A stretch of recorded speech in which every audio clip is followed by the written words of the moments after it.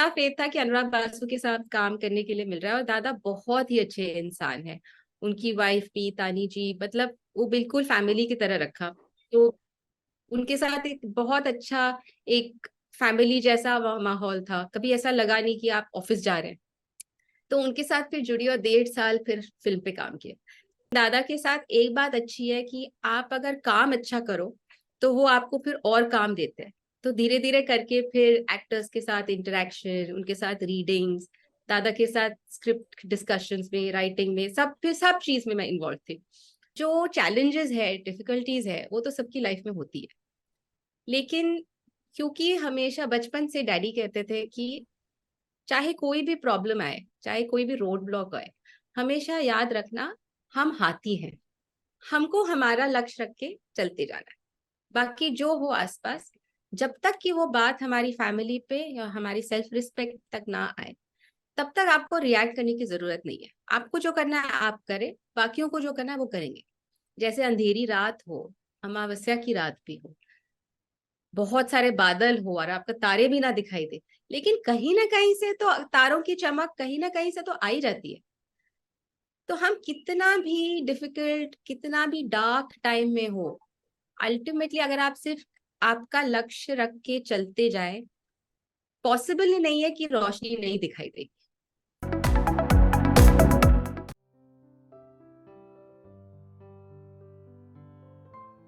नमस्कार। साहित्य तक के शब्द रथी कार्यक्रम में मैं जयप्रकाश पांडे आपका स्वागत करता हूं और आज मेरे साथ मौजूद हैं प्रगति देशमुख जी। नमस्कार। प्रगति जी, आपका बहुत बहुत स्वागत है। प्रगति जी एक अनुभवी मीडिया पेशेवर, इनका जो परिचय है उसमें लिखा हुआ है कि अनुभवी मीडिया पेशेवर हैं। फिल्म, टेलीविजन, ओटीटी के लिए बहुत सारी सामग्री बनाने में मदद करती हैं। कई बार निर्देशन के क्षेत्र में, कई बार पटकथा के क्षेत्र में, कई बार लेखन के क्षेत्र में। 20 वर्षों से अधिक का आपका अनुभव है और आज साहित्य तक स्टूडियो में आप इसलिए मौजूद हैं क्योंकि आपकी एक किताब आई है जिसका नाम है डार्क एंड शाइनी प्लेस। यह पुस्तक बहुत रोचक पुस्तक है और कोविड काल में लिखी गई है। इस पुस्तक के पीछे की क्या सोच थी?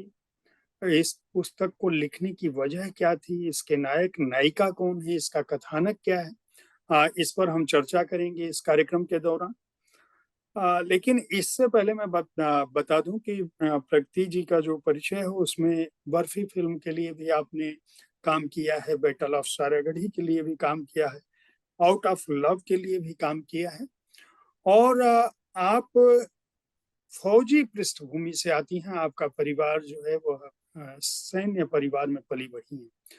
तो प्रगति जी, पहले सबसे पहले शुरुआत हम आपके बचपन से करेंगे क्योंकि एक तरफ फौज का माहौल और दूसरी तरफ सिनेमा की दुनिया।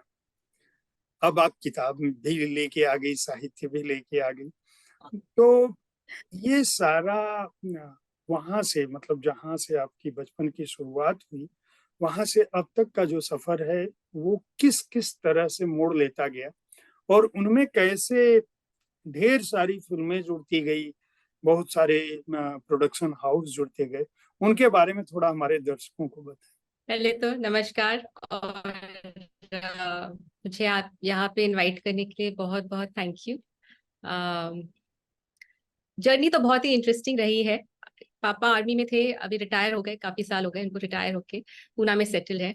अ, जब मैं आई थिंक 6 या 7 साल की थी, तब से मुझे याद है कि पापा की लाल बत्ती की गाड़ी होती थी, हरे रंग की। हमारा कैंटोन में बड़ा घर, भैया होते थे, साइकिलिंग करके स्कूल जाते थे। अम, बहुत ही अच्छा बचपन था, बहुत ही। लेकिन उसके साथ साथ हर 1-2 साल में जगह बदलना, घर बदलना, स्कूल बदलना, अम, आदत सी हो गई थी। हमको कभी ऐसे लगा नहीं कि ओहो अभी फिर पोस्टिंग आ गई। इनफैक्ट खुशी भी होती थी, एक्साइटमेंट होती थी कि अच्छा अब कहाँ जाएंगे। अ, तो बहुत मजेदार होता था। हम 3 बहनें हैं, मैं सबसे छोटी हूँ।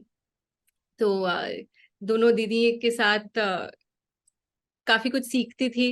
तो ऐसा कुछ लगा नहीं कि वो मेरे दोस्त छोड़ के जा रहे हैं, क्योंकि हम सब फौजी बैकग्राउंड के, कोई एयरफोर्स, कोई नेवी के भी होते थे, सारे डिफेंस बैकग्राउंड के। तो 4-5 साल के बाद कहीं और मुलाकात होती थी, फिर कहते थे अरे हम भी उस स्कूल में पढ़े थे। तो एक बड़ा परिवार जैसा था। बहुत ही एक सेफ्टी, बहुत सिक्योरिटी फील होती थी बचपन में। फिर जब मैं 8th स्टैंडर्ड में थी, डैडी की पोस्टिंग आई कश्मीर में। तो वो कुपवाड़ा में तब कमांड कर रहे थे मिलिट्री पुलिस का यूनिट। और हम आ गए पूना, क्योंकि मेरी बाकी पूरी फैमिली, दादा दादी चाचा वगैरह सब पूना में है। तो हम फिर वहां पे आ गए, और तब पहली बार पता चला कि सिविलियन लाइफ में कैसे होता है। क्योंकि वैसे तो हम छुट्टियों में आते थे पूना और बॉम्बे, क्योंकि मुंबई में थाने में मम्मी की साइड की फैमिली थी। तो हम छुट्टियों में आते थे, तब तो क्या, इधर उधर घूमना, घर पे रहना, मस्ती मौज ही चलती थी। पहली बार जब हम पूना आए, तब पता चला कि ट्रैफिक में रोड कैसे क्रॉस करते हैं। अ, यहाँ से शुरुआत थी। धीरे धीरे सब सीखे। पता चला कि बाहर की दुनिया इतनी भी सिक्योर नहीं होती जितनी हमको लगा था बचपन में। पहली बार मम्मी कह रही थी अकेले यहाँ मत जाओ, अकेले वहां मत जाओ। समझ नहीं आता था पहले कि मम्मा आप क्यों कह रहे हो, वैसे तो कभी रोका नहीं आपने, फ्रेंड्स के साथ साइकिल उठा के कहीं पर भी चले गए। तो लेकिन अभी आप कह रहे हो नहीं, अंधेरा होने से पहले घर आ जाना। तो ये सब सारी चैलेंजेस थी। लेकिन मुझे ऐसे लगता है कि ये चैलेंजेस की वजह से ऑल्सो हम बहुत ही अडेप्टेबल एक पर्सनालिटी कहते हैं ना, कि कहीं पर भी चलो एडजस्ट हो गए, उसका टेंशन नहीं था। अम, आई बात फिर करियर पे। अब पता नहीं था कि करना क्या है, क्योंकि जनरली क्या होता है, आपके या पापा मम्मी से डॉक्टर हो या इंजीनियर हो या कुछ हो, तो आपको फिर यही करना होता है। पहले सोचा था फौज ज्वाइन करूंगी, फिर कहना नहीं, मैं तो यूपीएससी की एग्जाम देना चाहती थी। चाहती थी कि आईएएस की एग्जाम दूं, कुछ चेंज, बदलाव ला सके वैसा कुछ। लेकिन तब कुछ सूझा नहीं। तो जब 12th स्टैंडर्ड हुई तो डैडी ने कहा चलो बीकॉम कर लो, उसके बाद कुछ ना कुछ सोच लेना। ऐसे करते करते जहां जिंदगी ले चली वैसे हम चल पड़े। तो इस जीवन यात्रा में जो आपने बताया, ये तो चलिए बहुत सुखद बचपन था, बहुत सारे शहरों की स्मृतियां होंगी। जब हम आपका अ डार्क एंड शाइनी प्लेस पढ़ते हैं, तो इस उपन्यास में इसका जो कथानक है, मैं उसको बहुत ज़्यादा उस पर नहीं जाऊँगा, क्योंकि मैं चाहूँगा कि हमारे पाठक जो इस कार्यक्रम को देख रहे हैं, वो इस उपन्यास को पढ़ें, उस उपन्यास को जिसको यह माना जा रहा है कि यह एक मन की जटिलताओं पर, व्यक्ति के अकेलेपन पर, उसके भीतर की जो रहस्यात्मक यात्रा है उस पर, और उन सब के बीच एक सकारात्मकता की जो भावना है, जो एक पॉजिटिवनेस है, एक जो रोशनी दिखाता है, यह उपन्यास उस पर आधारित है। तो मैं ये कह सकता हूँ कि प्रकृति जी के जो बचपन का या उस स्कूल और कॉलेज के दौरान का जो प्रभाव था, या जो वो पूना में उनका जी। सिविलियंस की दुनिया से जो अनुभव है, जो सड़क क्रॉस करने का जो फ़ियर है, मतलब एक तरफ बहुत सुरक्षित और बहुत ही खुले वातावरण से अचानक एक भीड़ में चले जाना, वे सारे अनुभव इसमें उनके अलग-अलग पात्रों में कहीं न कहीं झलकते हैं। भले ही विषय वस्तु उनकी अलग है, लेकिन जो संवेदना का तंतु है, जो संवेदना का बिंब है, वह शायद उन चीज़ों से आया है। हम इस उपन्यास पर बाद में बात करेंगे, पहले आपकी पढ़ाई से पूरी, तो ये जब आप कॉलेज कर रही थी, इस स्कूल से कॉलेज तक हम आ चुके हैं। कॉलेज के बाद आपका ये जो कला की दुनिया है, सृजन की दुनिया है, सिनेमा की दुनिया है, इनसे जुड़ाव कैसे हुआ? और अ, बर्फी कोई छोटी फ़िल्म नहीं है।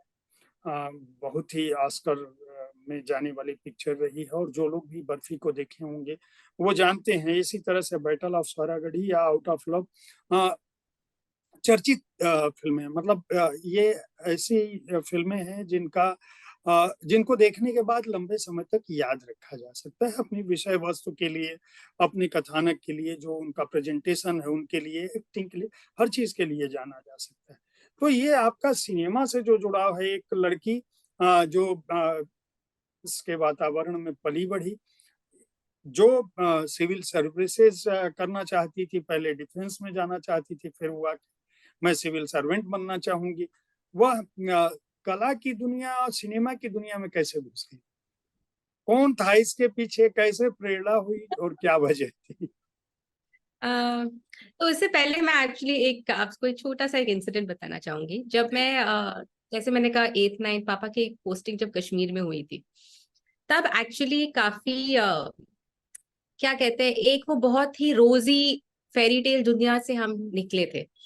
क्या हुआ कि पहली बार ऐसे पता चला कि हमें पापा को किसी भी तरह से कांटेक्ट करने का जरिया नहीं था।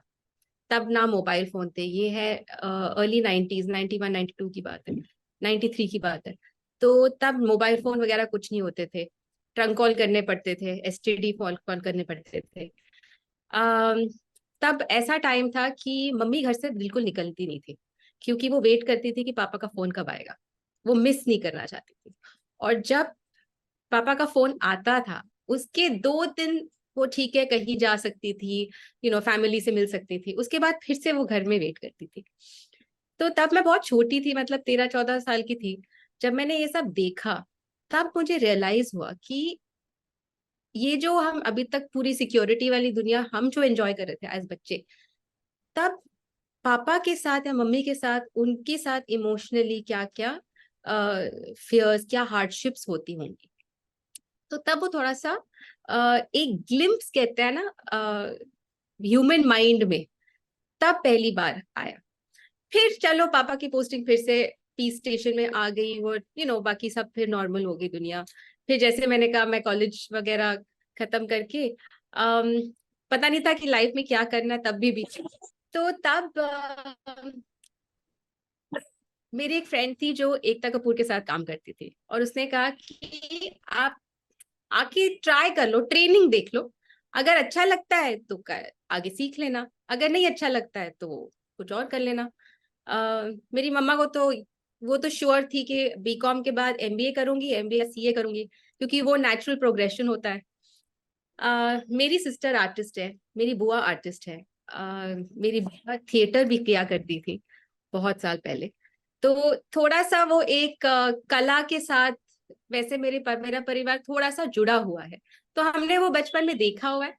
अम, जब मैं आई मुंबई, अपने कजिन के साथ रह रही थी, 1 हफ्ते के कपड़े लेके आई थी, क्योंकि सोचा था देखो ट्रायल करेंगे, फिर किसको पता है, क्योंकि एक होता है कि थिएटर किया है मेरी बुआ ने, या एक है कि मेरी सिस्टर पेंटिंग करती है, लेकिन जो फिल्म इंडस्ट्री है उसके साथ तो कोई भी नहीं जुड़ा हुआ था। तो उसको, उसके बारे में तो हमको सिर्फ न्यूज और न्यूज पेपर वगैरह से ही पता था कि क्या होता है। टेंशन बहुत थी मम्मा को कि 22 साल की बेटी को अकेले भेज रही हूँ मैं। तो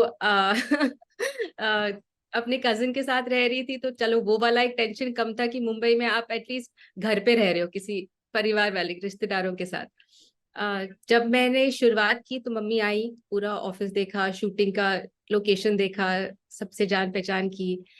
फिर उन्होंने कहा ठीक है, लोग अच्छे हैं, कोई टेंशन नहीं है।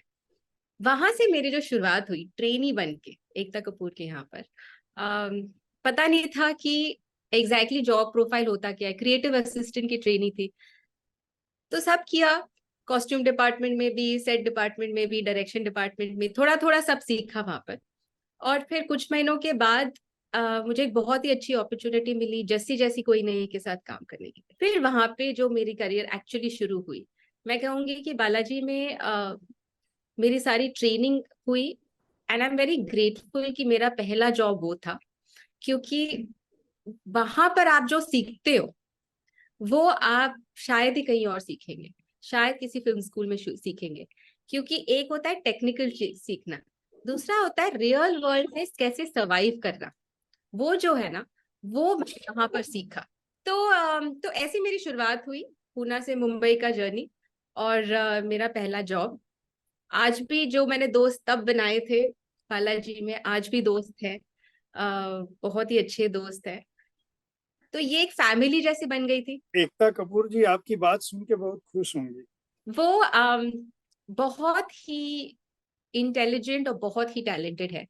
अ, उनका गुस्सा थोड़ा सा ज्यादा आता है उनको, लेकिन उस पोजीशन पे उस अचीवमेंट के साथ जो प्रेशर होता है, किसी को गुस्सा ना आए मैं तो बहुत ही सरप्राइज होंगी।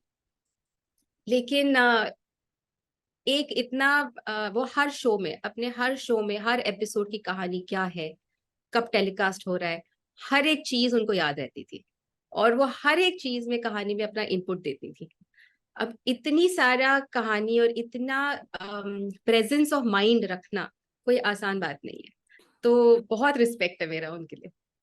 तो वहां से बर्फी तक की यात्रा, बर्फी कैसे पहुंची आप? दूर तो जा। तो एक शो से दूसरे शो, लकीली टचवुड प्रोजेक्ट पे प्रोजेक्ट मिलता गया, क्योंकि फिर मैं सीखती गई, काम भी अच्छा होता गया, स्किल डेवलप होती रही। जैसी जैसी कोई नहीं पे काम किया, फिर जी टीवी पे एक परिवार नाम का टीवी टीवी सीरियल था, वो भी किया। थोड़ा सा लेफ्ट राइट लेफ्ट भी किया, जीते हैं जिसके लिए, जब लव हुआ, मतलब बहुत सारे शोज किए मैंने, टीवी शोज किए। और फिर एक पॉइंट पे जर्सी नंबर 10 मेरा लास्ट डेली सोप था वो टाइम पे, जो सब टीवी पे आता था। और उसके बाद मैं थोड़ा सा फिटीग फील करने लग गई, क्योंकि वो डेली सोप, रोज का काम, मंडे टू, तब तो मंडे टू फ्राइडे टेलीकास्ट होते थे सारे। अ, तब मैंने सोचा कि मैं एक ब्रेक लूंगी। और मुझे एनिमल्स से बहुत बहुत लगाव है। तो मैंने सोचा कि क्यों ना थोड़ा वाइल्ड लाइफ कंजर्वेशन में वॉलंटियरिंग करूं, क्योंकि मुझे वो टाइम पे टाइगर्स के लिए कुछ करना था। वोडाफोन ने एक कैंपेन शुरू किया था, सेव द टाइगर कब, स्ट्रिपी द कप करके। तो उससे मैं बहुत इंस्पायर हुई थी कि, क्योंकि सिर्फ 1400 टाइगर्स थे इंडिया में तब। और इतना ब्यूटीफुल हमारा नेशनल एनिमल है, और वो अगर एक्सटिंक्ट हो रहा है तो बहुत बुरा लग रहा था। तो तब मैंने दिल्ली में 2-4 एनजीओ से कांटेक्ट करके उनसे वॉलंटियरिंग की बात की थी। जब मैं वहां दिल्ली आई, उनसे मिली, उनसे बातचीत की, एक साल मैंने उनके साथ रिसर्च में बिताया, वॉलंटियरिंग और रिसर्च किया कि वो पूरा वाइल्ड लाइफ ट्रेड कैसे होता है। और उस पर फिर मैंने एक फिल्म लिखी, एक साल, जो अभी मेरी दूसरी किताब बन के निकलेगी। तो वो फिल्म मैंने पिच करना शुरू किया, अलग अलग डायरेक्टर्स से मिली, और तब मेरी मुलाकात हुई अनुराग बासु से। तो जब मैं दादा से मिली और उनको बताया कि मेरी ये कहानी है, ये फिल्म है, ये करनी है, तो दादा ने तब मुझे मुझसे यही कहा कि ये कहानी अच्छी है, लेकिन अभी मैं नहीं बना सकता, क्योंकि अभी मेरी एक कहानी में शुरुआत कर रहा हूँ, मैंने भी लिखना शुरू किया है। लेकिन अगर तुम चाहो तो तुम मुझे असिस्ट कर सकती हो। बस ना कौन बोलेगा। तब तो पता नहीं था कि वो बर्फी बनेगी, कैसी बनेगी, ऑस्कर के लिए जाएगी, फिल्म नहीं जाएगी। लेकिन इतना फेथ था कि अनुराग बासु के साथ काम करने के लिए मिल रहा है। और दादा बहुत ही अच्छे इंसान है। उनकी वाइफ भी, तानी जी, मतलब वो बिल्कुल फैमिली की तरह रखा। तो उनके साथ एक बहुत अच्छा, एक फैमिली जैसा माहौल था, कभी ऐसा लगा नहीं कि आप ऑफिस जा रहे हैं। तो उनके साथ फिर जुड़ी और 1.5 साल फिर फिल्म पे काम किया। तो जब मैंने स्टार्ट किया, असिस्टेंट डायरेक्टर, कॉस्ट्यूम वगैरह देखती थी मैं। लेकिन दादा के साथ एक बात अच्छी है कि आप अगर काम अच्छा करो तो वो आपको फिर और काम देते हैं। तो धीरे धीरे करके फिर एक्टर्स के साथ इंटरेक्शन, उनके साथ रीडिंग्स, दादा के साथ स्क्रिप्ट डिस्कशंस में, राइटिंग में, सब फिर सब चीज में मैं इन्वॉल्व थी। और सबसे मजेदार ये भी आया कि प्रियंका जी से जब मुलाकात हुई, और सबसे पहली बात हमने यही कहा कि अरे फौजी की बेटी, फौजी की बेटी।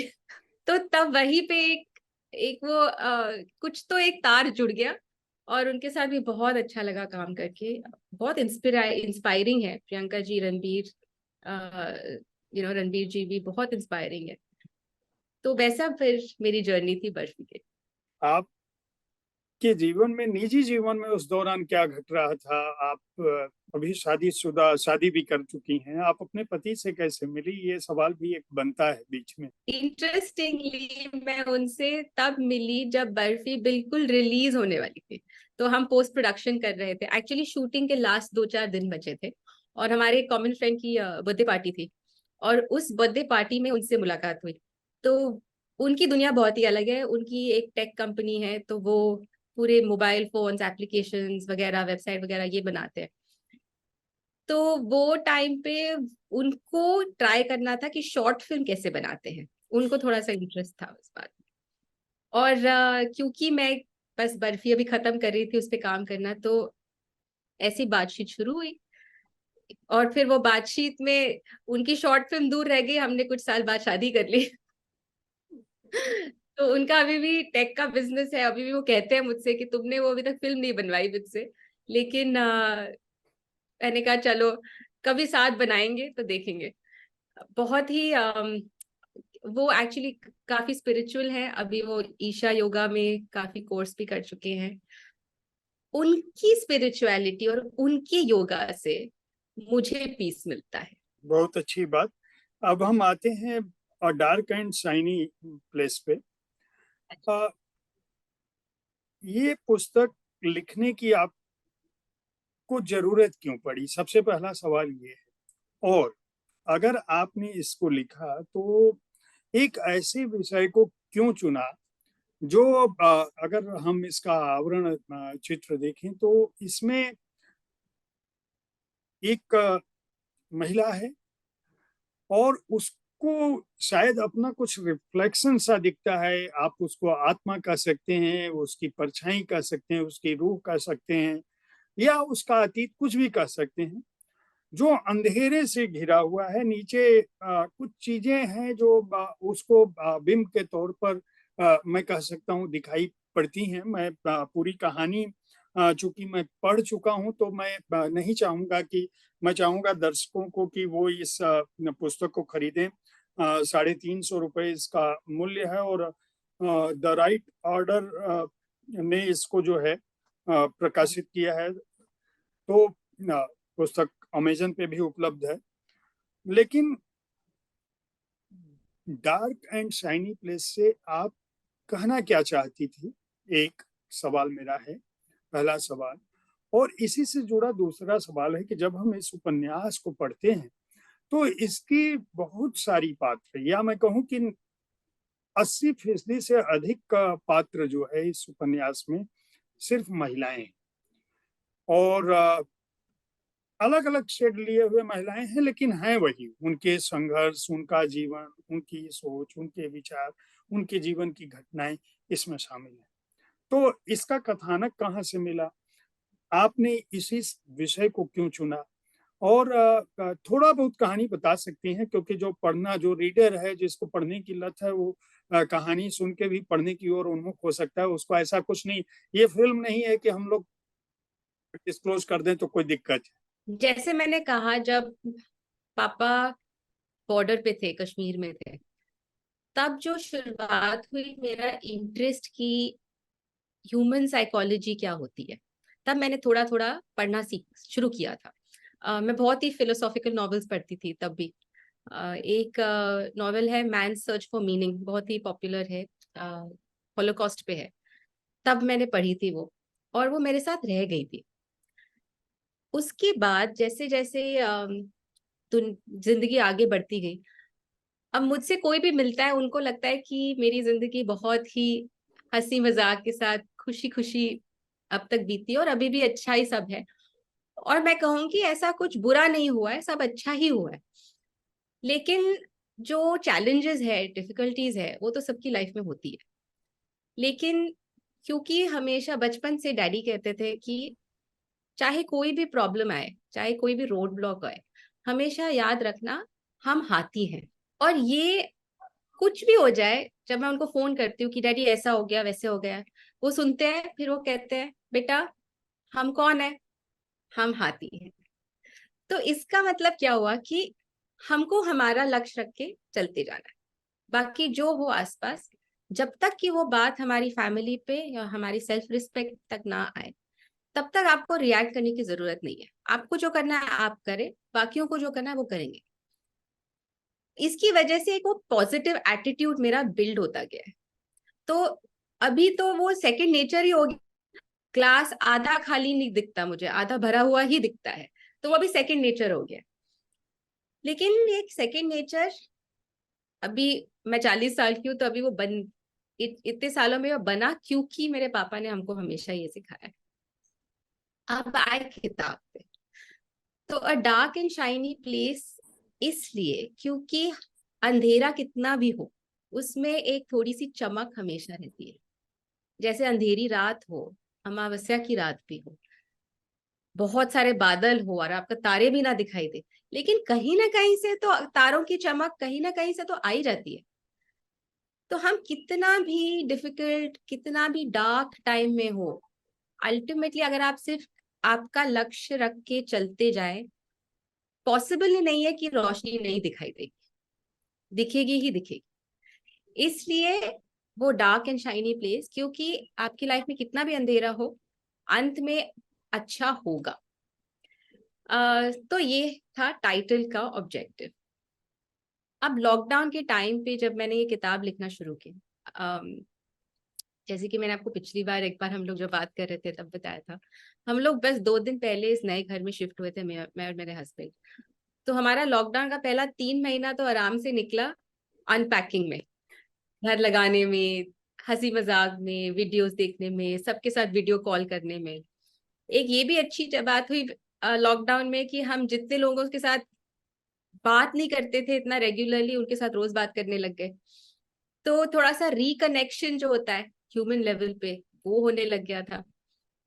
लेकिन उसके साथ साथ ये भी हुआ कि जिन लोगों के साथ अच्छा नहीं हो रहा, जिनके साथ बहुत ही परेशानियां थी, ट्रेजिडी हो रही थी, या कुछ लोग अकेले रहने की रह नहीं पा रहे थे, उनको आदत नहीं थी, तो उनको समझ नहीं आ रहा था कि खुद के साथ क्या किया जाए। उनके साथ हम जब बात करते थे, कुछ दोस्त कह लो, कोई फैमिली मेंबर्स कह लो, बेशक साइड की बिल्डिंग में रह रहे हो लेकिन आप जा नहीं सकते थे, तो उनसे जब बात करके पता चलता था कि उनको क्या प्रॉब्लम्स है, उससे मुझे रियलाइज हुआ कि मैं कितनी लकी हूं कि हमारे यहाँ पे सब ठीक है। लेकिन अगर मैं उस जगह होती, अगर मैं अकेले होती, अगर मेरे साथ ये प्रॉब्लम हो रही होती, तो मैं कैसे रिएक्ट करती। तो यहाँ इस सवाल से शुरुआत हुई थी इस कहानी की। मतलब एक तो फियर होता है ना। तो मैं क्या ये मानूं कि माया जो है वह कहीं न कहीं उसमें आप अपने को रिफ्लेक्ट करने की कोशिश कर रही थी कुछ हद जी, तक? और सिर्फ मैं ही नहीं, लेकिन मुझे ऐसे लगता है कि चलो एक चीज होती है फेमिनिज्म, विमेन एम्पावरमेंट, वो सब एक अलग कॉन्वर्सेशन, अलग बात है। एक वेस्टर्न फेमिनिज्म होता है, एक इंडियन फेमिनिज्म होता है। मैं ज्यादा वेस्टर्न फेमिनिज्म से सहमत ज्यादातर नहीं होती हूँ, क्योंकि हमारा कल्चर, हमारी अपब्रिंगिंग, हमारा पूरा एक सिस्टम अलग है। लेकिन अगर मैं इंडियन फेमिनिज्म की बात करूं, तो अक्सर ऐसे होता है कि औरतों को अपनी बात पूरी तरह से रखने का अपॉर्चुनिटी होती है, लेकिन वो कितना कौन सुनता है वो कम होता है। मतलब हम तो कहते हैं ना कि ठीक है, बोल रही हैं वाइफ, बात कर रही हैं सिस्टर, बात कर रही हैं, लेकिन हम कितना सुनते हैं। चाहे वो आप मेल हो फीमेल हो, कोई इसमें जेंडर की बात नहीं है, लेकिन आप कितना समझ रहे हैं कि उनके साथ क्या हो रहा है, उनके क्या बीत रही है, वो कम है, समझ वो कम है हम में। तो इसलिए ज्यादातर मुझे लगा कि फीमेल कैरेक्टर्स का एक अंदर उनके क्या चल रहा है, उनके दिमाग में क्या चल रहा होता है, वो थोड़ा सा बाहर लाना जरूरी है।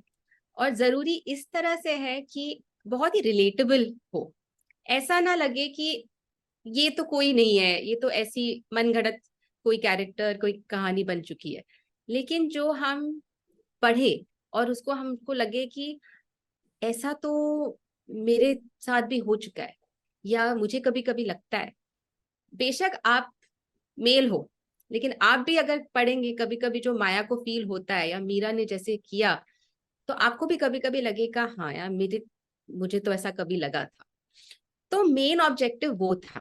तारा और बेला भी हैं इसमें, और अलग अलग सबकी अपनी भूमिकाएं हैं, और सभी अपनी स्वाभाविक क्षमताओं के साथ इसकी कहानी में एक दूसरे से घुले मिले हुए। हाँ जी। आपने इतना गहन मनोवैज्ञानिक इसको कह सकता हूं मैं कि जो मानव मन के अंदर की जो भावनाएँ हैं, उनको पकड़ने के पीछे क्या मतलब आपने उसके लिए क्या किया था कि वो तथ्य भी सामने आ सके? वह जो भय है या वो जो रहस्यमय दुनिया है, किसी भी इंसान के मन में, जो आपने कहा कि कोई भी इस उपन्यास के चरित्रों से अपने को जोड़ के देख सकता है और कोई ऐसा व्यक्ति नहीं है जिसके जीवन में कभी न कभी ऐसी स्थितियाँ ना आती हों कि वह अपने भीतर झाँकता हो या उसके मन में इस तरह का भय ना आता हो। और एक अच्छी बात इस उपन्यास को पढ़ने के दौरान आती है कि जो मानव मन की जो जटिलताएँ हैं, उनमें कहीं न कहीं ये किताब एक सकारात्मक प्रेरणा देती है कि चाहे कुछ भी हो, आप इस स्थिति से निकल सकें। ये भाव जो है करने के लिए आपने क्या कुछ इसकी तैयारी कैसे की थी कि अ, तो जैसे मैंने कहा, मेरा इंटरेस्ट साइकोलॉजी में काफी पहले से था, तो मैं काफी इसके बारे में पढ़ती हूँ, काफी वीडियोस देखती हूँ। और काफी मैंने कुछ कुछ डॉक्टरों से, कुछ कुछ लोगों से बात भी की थी कि क्या सिम्टम्स हो सकते हैं अगर किसी को लगे कि ऐसा कुछ हो रहा है। तो अगर हमको इसको साइकोलॉजिकल पॉइंट ऑफ व्यू से देखना हो तो क्या क्या हो सकता है। तो मैंने काफी इस पे रिसर्च किया था, और रिसर्च करने के बाद मुझे रियलाइज हुआ कि हम जो एक बहुत ही जैसे कॉमन मैन के पॉइंट ऑफ व्यू से अगर हम सोचे, अगर मैं देखिए, मैं एक्सपर्ट नहीं हूँ, मैं डॉक्टर नहीं हूँ, लेकिन इतना तो है कि हम, अगर मैं थोड़ा सा समझ सकती हूँ तो मतलब आप भी समझ सकते हैं, और जो हमारे रीडर्स हैं वो भी समझ सकते हैं। तो वो पॉइंट ऑफ व्यू से मुझे लिखना था कि अगर आपको लगता है कि आप पढ़ने के बाद, जैसे कि माया की कहानी शुरुआत होती है कि उसको अपने घर में कुछ कुछ आवाजें सुनाई दे रही हैं, कुछ जी, कुछ प्रेजेंस फील होता है। उसको लगता है पहले कि शायद हॉन्टेड है, शायद कहीं पर भूत है, लेकिन और वो आपको सुना रही है उसकी कहानी। तो जब आप पढ़ते हो, आपसे माया बात कर रही है, आपको बता रही है कि आज मैंने ये किया और मेरे साथ ये हुआ। तो आप जब पढ़ रहे हो तो आप भी समझ रहे हो कि अरे इसके घर में कुछ तो है। उसके ऊपर से लॉकडाउन है तो ये कहीं जा भी नहीं सकती है और अकेली है। तो आपको पहले तो लगता है कि पूरा ये सुपर नेचुरल हॉन्टेड सा कुछ मामला है, लेकिन जब उसके बाद उसकी बहन मीरा जो एक दूसरे देश में है, जब वो आपसे बात करने लगती है कि मीरा जब आपको बताने लगती है कि पता है माया के साथ ये हो रहा है और मैं उसको फोन करने जा रही हूँ और मुझे टेंशन है क्योंकि बचपन में हमारे साथ ऐसा हुआ करता था, फिर आपको पता चलने लगता है कि शायद माया के साथ कुछ और प्रॉब्लम है। शायद उसके घर में भूत नहीं है, लेकिन उसके दिमाग पे कुछ कंसर्न है। तो तब आप फिर सोचने लगते हो कि क्या मेरे पहचान में भी कोई ऐसा है। तो या तो आपके साथ माया जैसा कुछ हुआ है, या तो आप मीरा जैसे हो। क्योंकि हमारे साथ भी ऐसे बहुत हुआ था लॉकडाउन के टाइम पे कि जब कोई हमारे पहचान वाले हमसे बात करते थे कि उनके साथ कुछ हो रहा है, हमें या छोटी सी बात है कि उनको थोड़ा सा अकेलापन महसूस हो रहा है। अभी कैसे होता है, हमको ऐसा लगता है चलो मैं आ जाती हूँ आपको मिलने, हम फिर बाहर कहीं चलते हैं। लेकिन लॉकडाउन के टाइम पे आप ये नहीं कर सकते थे। तो एक फीलिंग ऑफ हेल्पलेसनेस जो मीरा को फील होती है वो हम सबको फील हुई है। तो ये जो है, ये मुझे बाहर लाना था कि हम इसके बारे में बात करें। क्योंकि अक्सर क्या होता है, डिफिकल्ट टॉपिक्स जो होते हैं हम उसके बारे में बात नहीं करना चाहते। हम कहते हैं ठीक है सब ठीक हो जाएगा। जैसे हम बच्चों को कहते हैं रोना मत। क्यों नहीं रोना चाहिए, रोने से तो अच्छा होता है, हल्का मन हल्का हो जाता है। तो ऐसे ही कुछ कुछ बातें जो होती है उसके बारे में हमको बात करनी चाहिए। तो ये एक्चुअली किताब लिखने का पूरा मकसद था कि हम दो रीजंस थे। एक था कि लोगों को किताबों की तरफ फिर से रीडायरेक्ट किया जाए कि आप और पढ़ें। क्योंकि अभी स्क्रीन्स और ओटीटी, हालांकि मैं खुद ओटीटी शोज बनाती हूँ, वेब सीरीज बनाती हूँ, लेकिन पता है कि अटेंशन स्पैन लोगों का कम हो गया है। क्योंकि बहुत आसान है कि आप टीवी चला लो और चैनल पे चैनल स्विच करो। लेकिन क्योंकि मुझे किताबों से बहुत बहुत ही प्रेम है, बहुत लगाव है, और मुझे ऐसे लगता है कि सबको पढ़ा, कुछ ना कुछ तो पढ़ना चाहिए थोड़ा सा। 4 पन्ने ही सही, लेकिन पढ़ना तो चाहिए थोड़ा सा। तो एक तो किताब लिखी ताकि लोग पढ़ें, दूसरी कि आप बात करें। कुछ प्रॉब्लम नहीं है, आपको किसी से भी जिससे आपको बात करनी है, ऐसा नहीं कि आपको डॉक्टर के पास ही जाना है या आपको किसी प्रोफेशनल के पास ही जाना होता है, आप जिसके साथ कंफर्टेबल, जो आपको ठीक लगे उससे आप बात करें। तो मेन ऑब्जेक्टिव ये था। ये किताब छपने से पहले ही इसकी ढेर सारी प्रशंसा हो चुकी थी, और जिन लोगों ने भी छपने के बाद भी जो पढ़ी है उनमें बहुत सारे बड़े नाम भी हैं। जिन लोगों ने जी। किताब पढ़ने के साथ, उसमें कई लोग फिल्मों के निर्देशक हैं, कई लोग अ, अ, अभिनेता हैं, कई लोग पत्रकार हैं, उन्होंने बहुत सारी प्रशंसाएं की हैं। तो पहली किताब छपने के साथ ही इतनी सारी अच्छी-अच्छी बातें सुन लेने के बाद अ, आप क्या बतौर लेखक आगे बढ़ना चाहती हैं, और अगली कौन-सी किताब आ रही है? देखिए, जब मैं अपनी किताब पढ़ी, मुझे तो बहुत ही कैसे कहूँ, मेरे हस्बैंड को फाइनली मुझे ऐसा उन्होंने मुझे अल्टीमेटम दिया था कि अगर अभी तुमने एडिटिंग बंद नहीं किया और रीराइटिंग बंद नहीं किया तो मैं तुमसे बात नहीं करूंगा कुछ टाइम के लिए, क्योंकि अ, किताब होने के बाद, एडिटिंग सब फाइनल ड्राफ्ट हो जाने के बाद, पब्लिश होने वाली थी किताब, इनफैक्ट मेरी सैंपल कॉपीज भी आ गई थी। और उसके बाद भी मुझे लग रहा था कि मैं इसमें 4 पन्ने रीराइट कर लूं, मैं ये चैप्टर आगे पीछे कर लूं। तो मैं आज भी चाहती हूँ कि मैं थोड़ा सा इसमें चेंजेस करूं। मास्टरपीस बनाया कि नहीं, मुझे तो नहीं लगता, मुझे लगता है कि मुझे बहुत अभी सीखना है। पहली किताब है, लकी हूं कि लोग बहुत ही तारीफ कर रहे हैं, लोगों ने बहुत अच्छा कहा, उनको पसंद आई, तो ये बहुत ही मेरे लिए बहुत बड़ी बात है। लेखिका अभी शुरुआत है। दूसरी किताब का फर्स्ट ड्राफ्ट कंप्लीट है। जैसे कि मैंने आपको कहा था कि मैंने 2009 में एक फिल्म लिखी थी जिसपे इलीगल वाइल्ड लाइफ ट्रेड पे है वो, तो वो अब मैंने रीराइट की है एज अ बुक, क्योंकि उसकी कभी फिल्म बने ना बने, लेकिन वो कहानी बताना बहुत जरूरी है। बहुत जरूरी है बताना कि जो जानवर बात नहीं कर सकते उनके साथ क्या हो रहा है और क्यों हो रहा है। जो एनजीओ के लोग हैं, खुद की परवाह ना करते हुए भी वो कितना उनके लिए डे एंड नाइट काम करते हैं। कितने एनजीओ वर्कर्स रातों रात गायब हो चुके हैं और किसी को पता नहीं कि वो कहाँ गए, उनके साथ क्या हुआ। अच्छे अच्छे फैमिली के लोग हैं। तो क्योंकि इसमें अंडरवर्ल्ड इन्वॉल्व है, माफिया इन्वॉल्व है, थोड़े पॉलिटिशियन वगैरह भी इन्वॉल्व है, तो वो काफी बड़ा नेक्सस है। तो ये क्योंकि मैंने एक साल उसमें रिसर्च भी किया था, बहुत ही इंटरेस्टिंग थ्रिलर है। वो मेरी दूसरी किताब होगी। और तीसरी किताब की कहानी भी शुरू हो चुकी है। मेरा प्रोफेशनल जो है काम है, ओटीटी वेब सीरीज बनाना, फिल्में बनाना, वो तो रहेगा क्योंकि वो मेरा मेन करियर है। लेकिन और स्टोरी टेलिंग मेरा मेन पैशन है, तो वो स्क्रीन के लिए भी करूंगी और किताबों के लिए भी करूंगी।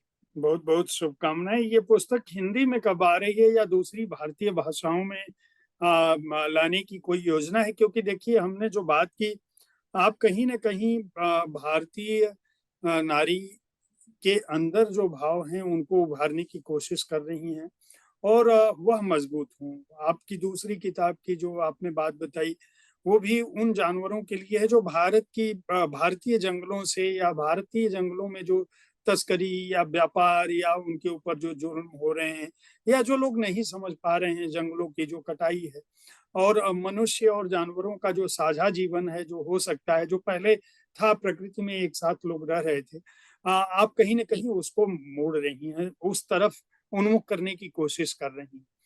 आपकी दोनों किताबों का मैं कह सकता हूँ कि जो कथानक है, वह कहीं न कहीं मनुष्य को एक अच्छा मनुष्य बनाने का प्रयास है, कि जी। हम अपने आत्म की ओर लौटेंगे तो अच्छे बनेंगे। हम एक-दूसरे के प्रति मददगार होंगे तो अच्छे बनेंगे। हम एक-दूसरे को समझ सकेंगे तो शायद उसकी पीड़ा को, उसके दर्द को समझ के एक बेहतर इंसान बन सकेंगे, और अंततः उससे बेहतर समाज, बेहतर परिवार, और बेहतर देश बनेगा। ये बात आपकी है, तीसरी किताब की आपने अभी तक कोई उसकी स्टोरी लाइन पे मुझे बताया नहीं है, तो इसलिए उस पर मैं बात नहीं कर पाऊँगा।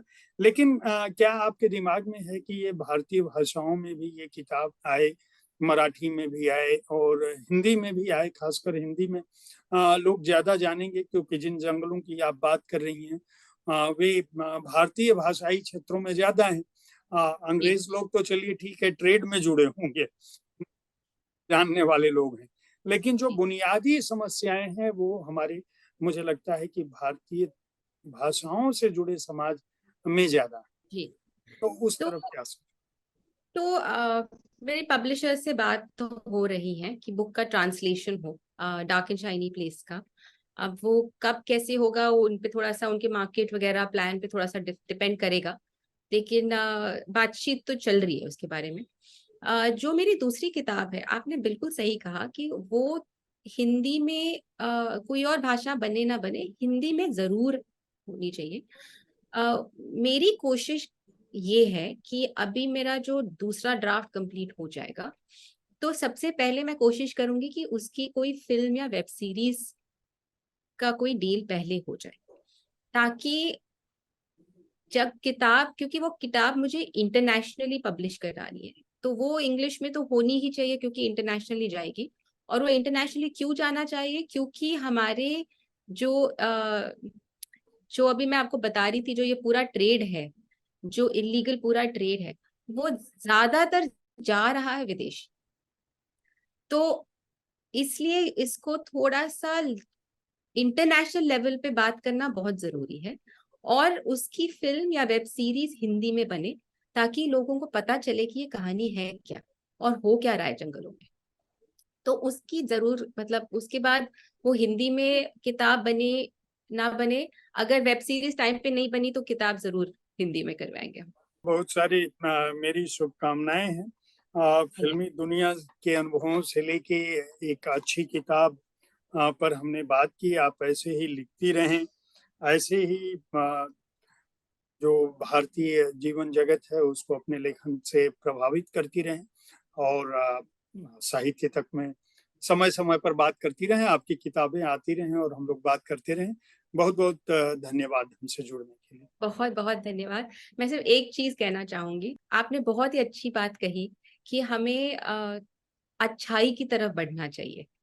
एक दूसरे से हम बात करें तो मेरे हर एक काम का, अभी जैसे Z5 पे भी जो मैं काम करती हूँ, मुखबिर हो गया या दुरंगा हो गया, ब्रोकन न्यूज हो गया, कोई भी मेरे शोज भी हो या मेरी किताब हो, उसका मेन ऑब्जेक्टिव यही होता है कि हम अच्छाई की तरफ बढ़े।